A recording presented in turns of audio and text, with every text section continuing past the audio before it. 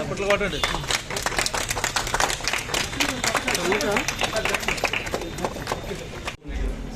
అది కూడా ఏర్పాటు చేసేసి ఇక్కడ పోస్టర్స్ అన్ని పెట్టేస్తాం sir. 198 child marriage act. Good morning అందరికీ. నేను ఎస్పీ అనకాపల్లి. ఈరోజు మహిళా పోలీస్ స్టేషన్లో ఇది మహిళా కౌన్సిలింగ్ సెంటర్ రెనోవేషన్ చేసి ఈరోజు ఇనాగ్రేషన్ చేయడం జరిగింది. For that thank CI women police station Chandrasekhar, DSP women police station Srinivasarao garu for their commitment in renovating the women counselling centre. ముఖ్యంగా ఉద్దేశం ఏమంటే మన అన్ని women related cases, crime against women, 498A domestic harassment కేసెస్కి సుప్రీంకోర్టు గైడ్లైన్స్ ప్రకారం first కౌన్సిలింగ్కి పంపిస్తున్నాము for giving them a chance of reconciliation.